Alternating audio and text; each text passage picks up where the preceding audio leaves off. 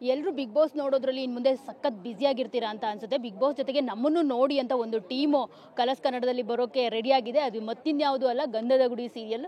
So ತುಂಬಾ ಚೆನ್ನಾಗಿ ಬಂದಿದೆ ಪ್ರೋಮೋಗಳು. ಅದರಲ್ಲೂ ಬಿಗ್ ಬಾಸ್ ಸೀಸನ್ 11ನ ತ್ಯಾಗರಾಜ ಏನಾದರೂ ಹೇಳ್ಬೋದು. ಸೊ ಅವರೇ ಆ್ಯಕ್ಟ್ ಮಾಡಿ ಮೇಯ್ನ್ ಲೀಡಲ್ಲಿ ಆ್ಯಕ್ಟ್ ಮಾಡ್ತಿರುವಂಥ ಒಂದು ಸೀರಿಯಲ್ಲು. ಸೊ ನಮ್ಮ ಜೊತೆ ಇದ್ದಾರೆ ಶಿಶಿರ್ ಅವರು. ಸೊ ಅವ್ರನ್ನ ಮಾತನಾಡ್ಸೋಣ.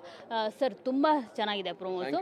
ಅಫ್ಕೋರ್ಸ್ ನಿಮ್ಮ ಕ್ಯಾರೆಕ್ಟರ್ಗೆ ತಕ್ಕನಾಗಿನೇ ಒಂದು ಪಾತ್ರ ಕೊಟ್ಟಿದ್ದಾರೆ ಅಂತ ಅನ್ಸುತ್ತೆ. ಸೊ ನಿಮಗೆ ಎಷ್ಟು ಎಕ್ಸ್ಪೆಕ್ಟೇಷನ್ಸ್ ಇದೆ ಈ ಸೀರಿಯಲ್? ಸಿಕ್ಕಾಪಟ್ಟೆ ಎಕ್ಸ್ಪೆಕ್ಟೇಷನ್ಸ್ ಇದೆ ಮೇಡಮ್. ಯಾಕಂದರೆ ತುಂಬ ನಾನು ಹೊರಗಡೆ ಬಂದಮೇಲೆ ಹಲವಾರು ಪ್ರಾಜೆಕ್ಟ್ಗಳನ್ನ ಕೇಳಿದ್ರು, ಹಲವಾರು ಕತೆಗಳು ಬಂತು, ಬೇರೆ ಬೇರೆ ಚಾನೆಲ್ಗಳಿಂದ ಕೇಳಿದ್ರು. ಬಟ್ ಒಂದು ಸ್ವಲ್ಪ ಟೈಮ್ ತೊಗೋಣ, ಯಾದರೂ ವಿಶೇಷವಾಗಿರುವಂಥ ಕತೆ ಬರಲಿ ಅಂತ ಕಾಯ್ತಾ ಇದ್ದೆ. ಸೊ ಹಂಗಿರ್ಬೇಕಾದ್ರೆ ಬಂದಂಥ ತುಂಬ ವಿಶೇಷವಾದ ಸಬ್ಜೆಕ್ಟು ಗಂಧದ ಗುಡಿ. ಯಾಕಂದರೆ ಹೆಣ್ಮಕ್ಳ ಒಂದು ಗೋಳು, ಪ್ರೀತಿ ಇದೆಲ್ಲ ನೋಡ್ರು ಅಂತ ಇಷ್ಟು ವರ್ಷಗಳು ನೋಡ್ಕೊಂಬಂದಿದ್ದೀರ. ಬಟ್ ಗಂಡು ಮಕ್ಕಳ ಭಾವನೆಗಳನ್ನು ತೋರಿಸುವಂಥ, ಇಡೀಡಿಯಾಗಿ ತೋರಿಸುವಂಥ ಒಂದು ಕತೆ ಇದಾಗಿರುತ್ತೆ. ಸೊ ಹಾಗಾಗಿ ಈ ಕತೆನ ನಾನು ಮಾಡಲೇಬೇಕು, ಈ ಪಾತ್ರ ನಾನು ಮಾಡಲೇಬೇಕು. ಬಿಕಾಸ್ 13 ವರ್ಷ ನಾನು ತುಂಬ ಆರೋಗ್ಯಂಟ್ ಪಾತ್ರಗಳು, ಸ್ಟೈಲಿಶ್ ಪಾತ್ರಗಳು ಈ ಥರ ಮಾಡ್ಕೊಂಬಂದೆ.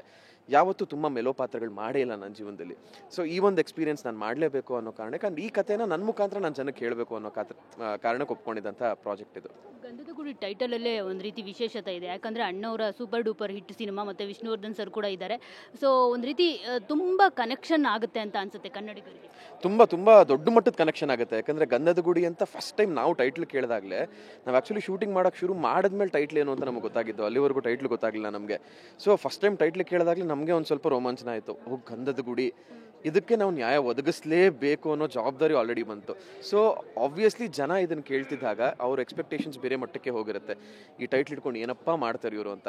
ಆ್ಯಂಡ್ ನಮ್ಮ ಪ್ರೋಮೋಗಳೆಲ್ಲ ನೋಡಿದಾಗ ವಿಷ್ಣು ಸರ್ ಯಜಮಾನ ಸಿನಿಮಾದ ಒಂದಷ್ಟು ಎಳೆಗಳು ಕಾಣಿಸ್ತಾ ಹೋಗುತ್ತೆ.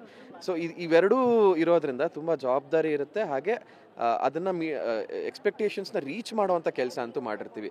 ಸೊ ಜನರು ಏನೇನು ಟೈಟ್ಲ್ ನೋಡಿ ಎಕ್ಸ್ಪೆಕ್ಟೇಷನ್ಸ್ ಇಟ್ಕೊಂಡಿರ್ತಾರೋ ಅದೆಲ್ಲವೂ ಈಡೇರುತ್ತೆ. ನಿಮ್ಮ ಹೆಸರು ನೋಡಿದ್ರೆ ಮುತ್ತುರಾಜ, ಆದರೆ ನೀವು ನೋಡಿದ್ರೆ ಇಲ್ಲಿ ಯಜಮಾನ ಸೀರಿಯಲಲ್ಲಿ ವಿಷ್ಣುವರ್ಧನ್ ಸರ್ ರೋಲ್ ಥರ ಕಾಣಿಸ್ತಿದೆ. ಏನು ಸರ್ ಇದು ಟ್ವಿಸ್ಟ್ ಅಂತ? ಅಂದರೆ ಅದೇ ಅಪ್ಪ ಅಣ್ಣವ್ರ ಫ್ಯಾನ್ ಆಗಿರೋದ್ರಿಂದ ಹೆಸರಿಟ್ಟಿರ್ತಾರೆ ಒಂದು. ಬಟ್ ಇವನು ಪಾತ್ರ ರೆಫರೆನ್ಸ್ ತೊಗೋಬೇಕು ಅಂದರೆ ಯಜಮಾನ ಸಿನಿಮಾದಲ್ಲಿ ವಿಷ್ಣು ಸರ್ ಏನಿರ್ತಾರೋ ಆ ರೆಫರೆನ್ಸ್ ಇದ್ದೇ ಇರುತ್ತೆ. ಸೊ ನೋಡಿ, 2 ದಿಗ್ಗಜರ ಒಂದು ಸಮಾಗಮ ನನ್ನ ಪಾತ್ರದ ಮುಖಾಂತರ ಆಗ್ತಿದೆ ಅಂದರೆ ನನಗಿಂತ ಪುಣ್ಯವಂತ ಇನ್ಯಾರೂ ಇಲ್ಲ. ಸೊ ಹೌದು, ಆಗುತ್ತೆ. 2 ಇನ್ಫ್ಲೂಯೆನ್ಸ್ ನನ್ನ ಪಾತ್ರದ ಮುಖಾಂತರ ಆಗುತ್ತೆ. ಜೊತೆಗೆ ಇನ್ನೊಂದು ರೋಲು, ನಳ ಮಹಾರಾಜನ್ ರೋಲು. ನೀವೇ ಎಲ್ಲ ಅಡುಗೆ ಮಾಡೋದು. ನಿಜವಾಗ್ಲೂ ನಿಮ್ಗೆ ಅಡುಗೆ ಮಾಡೋಕ್ಕೆ ಬರುತ್ತಾ ಈಗ? ಮೇಡಮ್, ಬಿಗ್ ಬಾಸ್ ನೋಡಿಲ್ವ ನೀವು? ಅಯ್ಯೋ, ಅದೊಂದೇ ಕಾರಣ ಇಟ್ಕೊಂಡು ನಾನು ನಾಮಿನೇಟ್ ಮಾಡಿಬಿಟ್ಟಿದ್ರು. ನನಗೆ ಅಡುಗೆ ಅಂದರೆ ತುಂಬ ಇಷ್ಟ. I love cooking. ತುಂಬ ಚೆನ್ನಾಗಿ ಅಡುಗೆ ಮಾಡ್ತೀನಿ ನಾನು. ಅದೊಂದೇ ರೀಸನ್ ಇಟ್ಕೊಂಡು ತುಂಬ ಜನ ತುಂಬ ಥರ ನಾಮಿನೇಟ್ ಮಾಡಿಬಿಟ್ರು ನನ್ನ ಬಿಗ್ ಬಾಸಲ್ಲಿ. ಅಡುಗೆ ಮಾಡ್ತೇನೆ ಅಂದ್ಬಿಟ್ಟು ತಿನ್ಬಿಟ್ಟು ಚೆನ್ನಾಗಿ ನಾಮಿನೇಟ್ ಮಾಡಿದರು.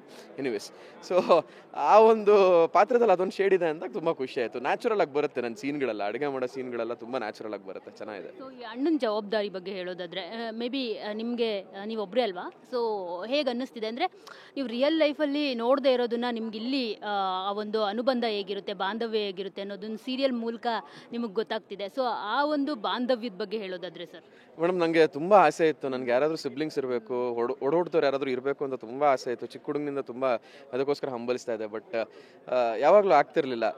ಸ್ಪೆಷಲಿ ಈ ಒಂದು ಬೇರೆ ಸೀರಿಯಲ್ಗಳಲ್ಲಿದ್ವು ತಮ್ಮ, ಅಣ್ಣ ಅಥವಾ ತಂಗಿ ಈ ಥರ ಪಾತ್ರಗಳಿದ್ದಾಗ.